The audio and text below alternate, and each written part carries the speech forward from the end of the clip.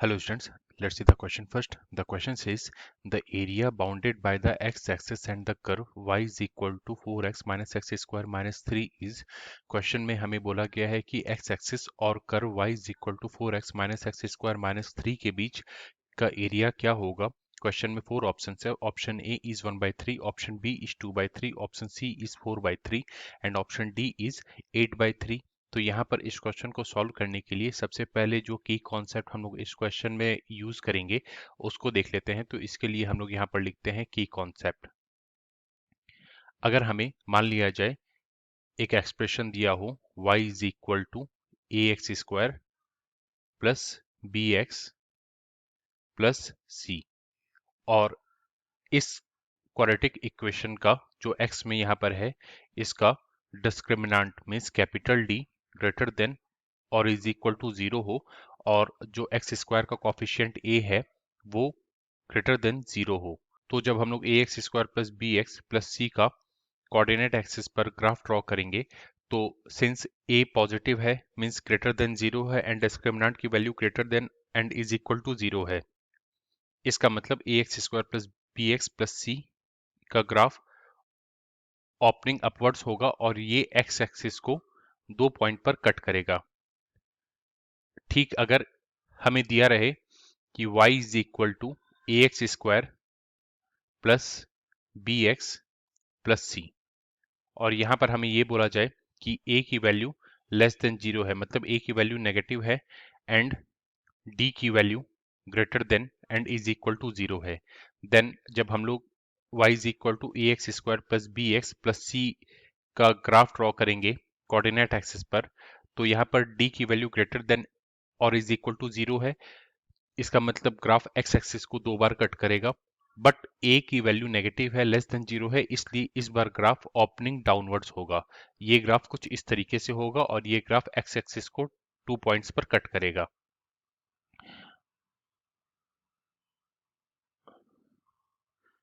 तो अभी हम लोग यहाँ पर क्वेश्चन में आ जाते हैं.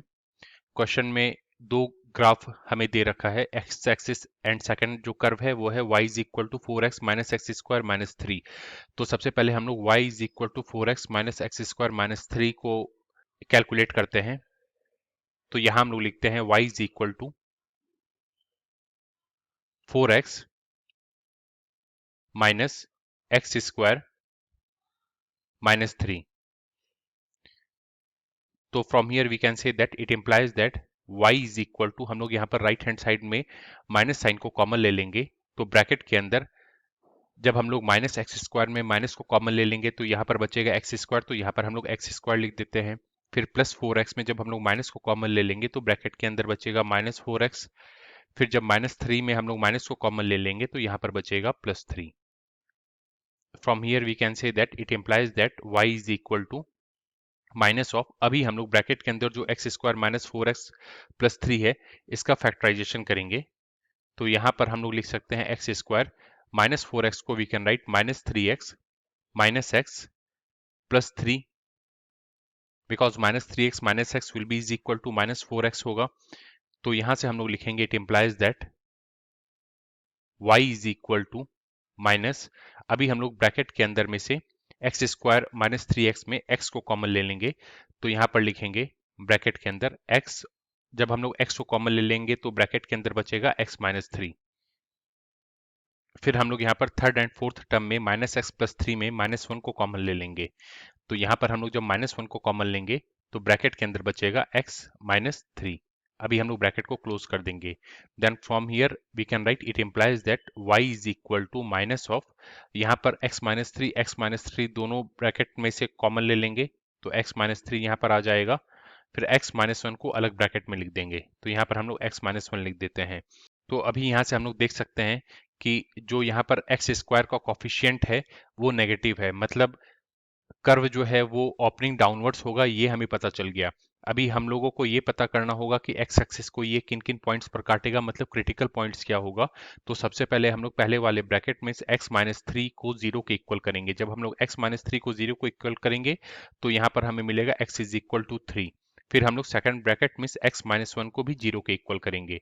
जब हम लोग एक्स माइनस 1 को भी 0 के इक्वल करेंगे then from here we can say that we will get the critical point x is equal to 1। अभी हम लोग यहाँ पर ग्राफ को ड्रॉ करेंगे। तो दिस इज कोऑर्डिनेट एक्सिस। अभी यहाँ पर ये जो कर्व होगा y का वो ऑप्टिंग डाउनवर्ड्स होगा और ये x इज इक्वल टू 1 और x इज इक्वल टू 3 को कट करेगा। तो ये कुछ इस तरीके से कर्व होगा y का। यहाँ पर 1 होगा, यहाँ पर 3 होगा। This is x axis, this is origin and this is y axis. अभी हम लोगों को क्वेश्चन में जो बोला गया है कि हमें कर्व y और कर्व x एक्सिस के बीच का एरिया क्या होगा वो फाइंड आउट करना है। इट मींस हमें जो ये शेडेड पोर्शन है इसका एरिया फाइंड आउट करना है। एंड वी नो दैट यहाँ पर हम लोग अगर इंटीग्रेशन का यूज करेंगे तो इंटीग्रेशन होता है टोटल एरिया कवर्ड।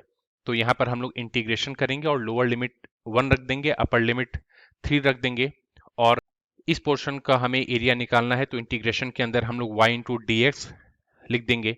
तो यहाँ पर हम लोग लिखते हैं एरिया कवर्ड को हम लोग यहाँ पर कैपिटल ए से डिनोट कर रहे हैं। Capital A will be is equal to हो जाएगा इंटीग्रेशन, यहाँ पर lower limit x is equal to 1 and upper limit 3 हो जाएगा और अंदर आ जाएगा y into d x. So from here we can say that it implies that capital A will be is equal to integration lower limit 1 upper limit 3 और y का जो term है दे रखा that is 4x minus x square minus 3, उसको हम लोग y की जगह पर यहाँ पर पुट कर देंगे। तो यहाँ पर हम लोग लिख देते हैं 4x minus x square minus 3 into d x. तो अभी हम लोग यहाँ पर इंटीग्रेशन करेंगे। तो हम लोग लिखेंगे यहाँ पर it implies that capital A will be is equal to 4x into d x का जब हम लोग इंटीग्रेशन करेंगे तो वो हमें मिलेगा 4x square divided by 2 minus x square into d x का जब हम लोग इंटीग्रेशन करेंगे तो वो हमें मिलेगा minus of x power 3 divided by 3 minus 3 into d x का जब हम लोग इंटीग्रेशन करेंगे तो वो हमें माइनस 3x के इक्वल मिलेगा और यहाँ पर जो लोअर लिमिट 1 अपर लिमिट 3 है उसको यहाँ पर हम लोग लिख लेते हैं। अभी हम लोग एक्सप्रेशन में देखेंगे देन जो फर्स्ट टर्म है राइट हैंड साइड का वहां पर 2 2 4 कैंसिल हो जाएगा। अब हम लोग एक्सप्रेशन में जहां भी x है उसकी जगह पर सबसे पहले अपर लिमिट 3 पुट करेंगे। तो यहां पर हम लोग लिखते हैं it implies that capital A will be is equal to bracket के अंदर 2 इंटू 3 का स्क्वायर माइनस 3 की पावर में 3 डिवाइडेड बाय 3 माइनस 3 इंटू 3। ये हम लोगों को वैल्यू मिला अपर लिमिट पुट करने पर माइनस। अब हम लोग यहाँ पर एक्सप्रेशन में जहां भी x है उसकी जगह पर लोअर लिमिट 1 को पुट करेंगे। Then from here we will get 2 into 1 square minus 1 की power 3 divided by 3 minus 3 into 1। यहाँ पर अभी हम लोग ब्रैकेट को क्लोज कर देंगे। तो यहाँ से we can write it implies that capital A will be is equal to, यहाँ पर अभी हम लोग को कैलकुलेशन करना होगा। देन 2 इंटू 3 स्क्वायर, 3 स्क्वायर की वैल्यू 9 के इक्वल होती है तो 9 इंटू 2 18 के इक्वल होता है। तो यहाँ पर हम लोग ब्रैकेट के अंदर लिखेंगे 18, फिर आगे है माइनस 3 की पावर 3 जो कि 27 के इक्वल होती है। 27 डिवाइडेड बाय 3 वो 9 के इक्वल होगा तो यहाँ हमें मिलेगा 9 और आगे है माइनस 3 इंटू 3 जो कि माइनस 9 के इक्वल होगा। ये हमें पहला ब्रैकेट मिला माइनस। अभी हम लोग दूसरे ब्रैकेट को भी कैलकुलेट कर लेते हैं।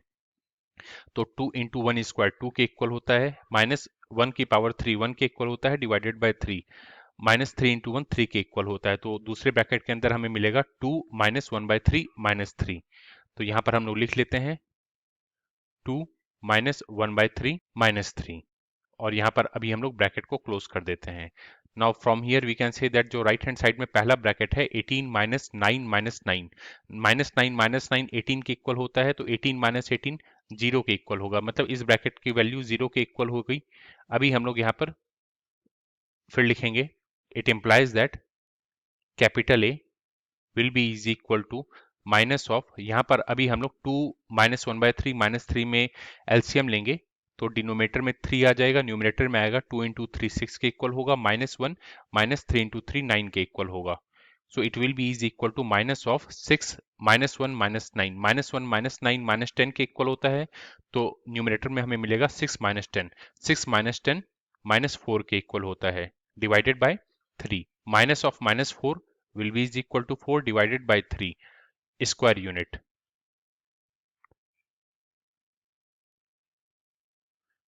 तो ये हमें एरिया जो भी कवर हुआ एक्स एक्सिस और y is equal to 4x minus x square minus 3 उसकी वैल्यू मिली। अभी हम लोग क्वेश्चन में दिए गए ऑप्शंस में चलते हैं।